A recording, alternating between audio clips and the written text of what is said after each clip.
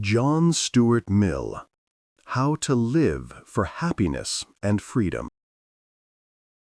In a world buzzing with quick fixes and self-help slogans, the wisdom of John Stuart Mill, a philosopher whose life spanned the transition from Enlightenment fervor to Victorian pragmatism, offers a profoundly enduring and nuanced map for navigating the quest for a good life. He didn't just theorize about abstract concepts, he sought to provide a practical, human-centered calculus for living that maximizes both personal well-being and the flourishing of society. Forget the oversimplified utilitarianism means maximizing pleasure. Mill's true genius lies in his understanding of qualitative happiness and the indispensable role of liberty in achieving it. The art of the elevated pleasure. Mill's cornerstone is, of course, utilitarianism, which holds that actions are right in proportion as they tend to promote happiness, wrong as they tend to produce the reverse of happiness. But here's where he breaks from his predecessors like Jeremy Bentham and offers his most profound insight. Not all pleasures are created equal. He famously introduced the distinction between higher and lower pleasures. Lower pleasures are those connected to our physical senses and immediate gratification, eating, drinking, comfort. Higher pleasures, however, engage our intellectual, moral, and aesthetic faculties, reading poetry, engaging in meaningful conversation, appreciating art, striving for justice. He contended, "It is better to be a human being dissatisfied than a pig satisfied. Better to be Socrates dissatisfied than a fool satisfied." This isn't just snobbery. It's a psychological observation.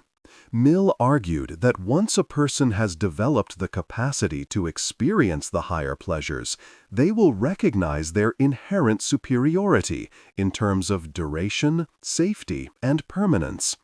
The satisfaction from mastering a skill, engaging in a benevolent act, or understanding a complex philosophical idea is deeper, lasts longer, and is less likely to be followed by pain than the fleeting joy of an excessive indulgence.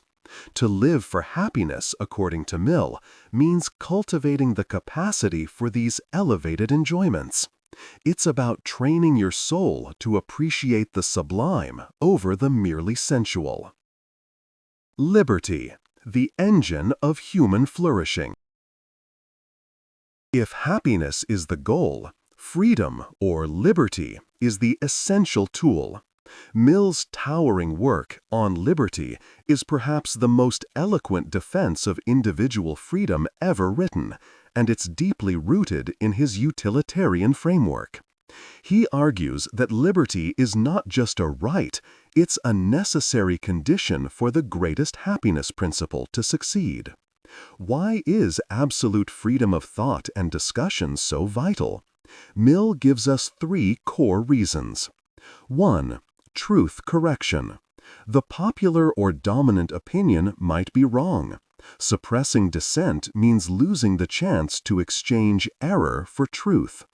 2. Vivid conception. If the popular opinion is right, it can easily become a dead dogma if not fully, frequently, and fearlessly discussed.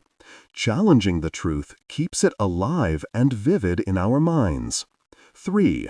Synthesizing wisdom. The dissenting and accepted opinions often share a portion of the truth.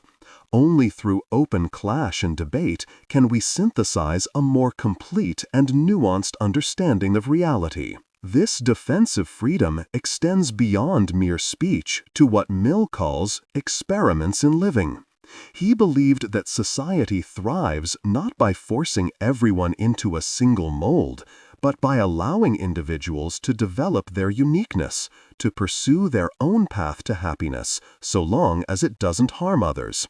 This diversity is the lifeblood of progress.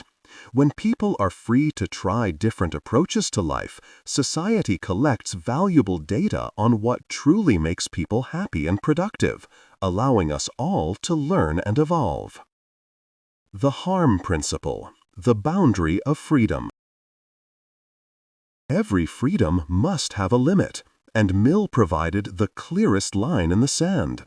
The only purpose for which power can be rightfully exercised over any member of a civilized community against his will is to prevent harm to others. This principle is the ultimate guide for a Millian life in society. It means that an individual is sovereign over their own body and mind. If your action only affects you, drinking too much, pursuing an unpopular hobby, believing an unorthodox theory, society has no legitimate grounds to intervene, criticize, or punish you. Society's jurisdiction begins and ends where one person's action causes tangible, direct harm to another's interests or rights, like reputation, property, or security. The implications for modern life are immense.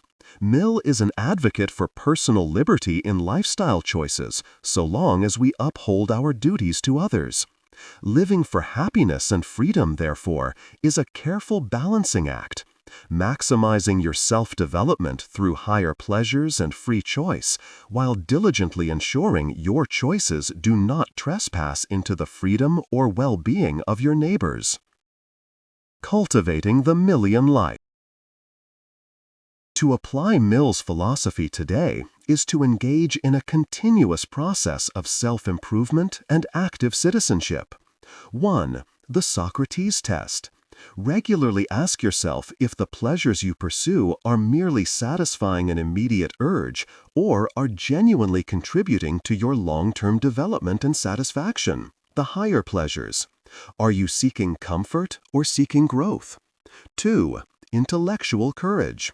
Embrace ideas that challenge your own. Seek out the most thoughtful opponents to your current beliefs. Don't just consume information, critically engage with it to keep your own understanding alive and vivid. 3. Active benevolence. Mill never intended for utilitarianism to devolve into pure self-interest. True happiness often comes from contributing to the happiness of others, what he called sympathy and benevolent affection. The highest form of happiness is knowing you have helped to increase the general well-being. Living the Millian life means being a cultivated, courageous, and considerate individual. It's the constant push to become a better, more intellectually engaged version of yourself, knowing that your personal quest for freedom and elevated happiness simultaneously serves as the engine for the progress and happiness of the entire community. It is a philosophy that demands effort, but promises a life of profound meaning and enduring satisfaction. If this deep dive into one of history's greatest minds sparked a higher pleasure of intellectual curiosity in you, don't let the thought end here. Hit the like button to signal that we should explore more philosophical blueprints for a good life. Subscribe to the channel so you don't miss our next adventure in thought. And tell me in the comments below, what is one higher pleasure you actively pursue to make your life more meaningful? I'd love to hear your experiments in living.